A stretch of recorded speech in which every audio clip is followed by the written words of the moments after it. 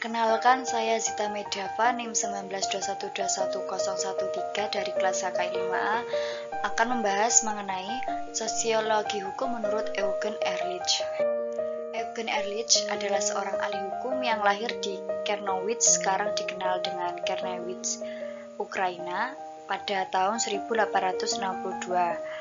Daerah Czernowitz dahulu dikenal sebagai bagian dari Provinsi Bukovina, Kerajaan Austro-Hungarian.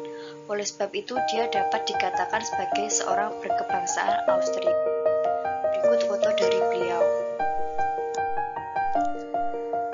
Studi Eugen Ehrlich tentang sosiologi hukum mempunyai maksud untuk membuktikan teori bahwa titik berat perkembangan hukum tidak terletak dalam perundang-undangan, juga tidak dalam keputusan pengadilan maupun dalam ilmu pengetahuan di bidang hukum, tetapi dalam masyarakat itu sendiri.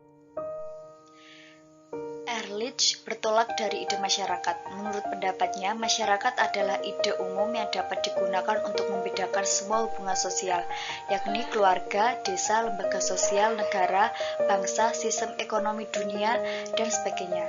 Dalam konteks ini, hubungan sosial berarti bahwa orang dikumpulkan dalam suatu kesatuan yang lebih tinggi, yang berwibawa atas mereka.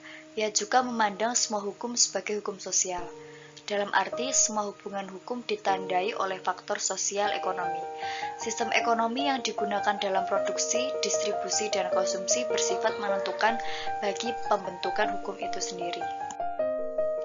Ehrlich juga ingin menunjukkan bahwa jurisprudensi yang diselenggarakan oleh para ahli hukum adalah semata-mata suatu teknik yang bersifat relatif untuk mencapai tujuan praktik.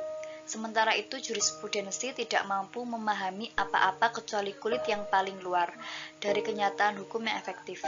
Kenyataannya bahwa jurisprudensi dogmatis normatif bukanlah suatu ilmu, melainkan suatu teknik yang dipakai untuk mencapai tujuan pengadilan yang bersifat sementara waktu. Seperti telah diketahui bahwa asas-asas yang bersumber pada logika hukum yang tidak berubah sesungguhnya hanyalah penyesuaian sejarah.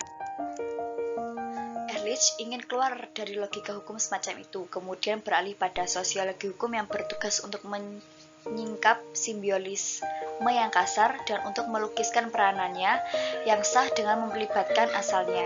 Pada dasarnya, hukum bisa berupa hukum abstrak yang diselenggarakan oleh negara di bawah peraturan konkret yang digunakan untuk menyelesaikan sengketa di antara individu dan kelompok, yang pada umumnya diselenggarakan oleh hakim dan penasihat hukum.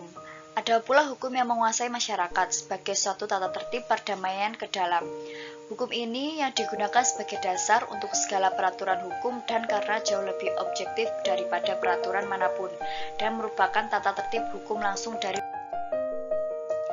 Selanjutnya, 3 postulat logika hukum yang bersifat dogmatis normatif yang seperti dijelaskan di sebelum slide tadi yang ingin dibantah oleh Ehrlich, yaitu yang pertama, keterikatan hakim pada dalil hukum abstrak yang ditetapkan terlebih dahulu merupakan hasil observasi yang sengaja dari hukum Romawi.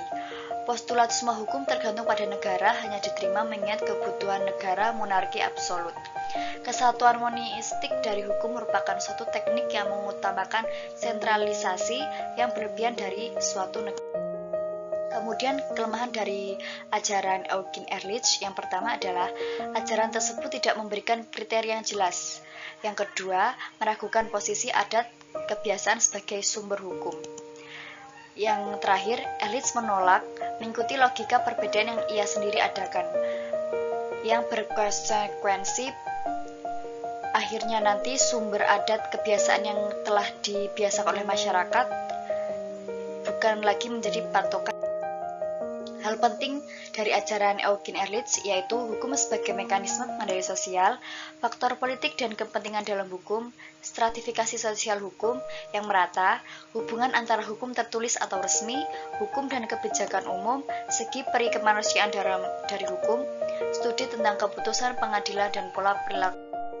Pendapat saya mengenai konsep sosiologi hukum dari Eugen Ehrlich, untuk melihat Melihat hukum yang hidup yang dipakai untuk menyelenggarakan proses dalam masyarakat, orang tidak hanya memandang kepada bahan-bahan dokumen formal saja, melainkan perlu terjun sendiri dalam bidang kehidupan yang senjatanya untuk mempelajari hukum. Contohnya, apabila ingin mempelajari hukum perkawinan, orang tidak perlu terjun dalam kehidupan perkawinan dan melihat bagaimana hukum perkawinan formal diterima di situ.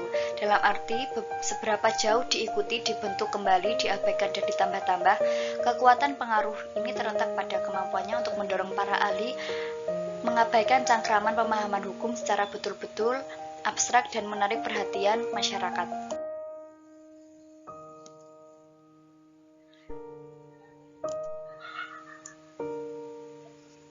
Berikut yang dapat saya sampaikan. Terima kasih. Wassalamualaikum warahmatullahi wabarakatuh.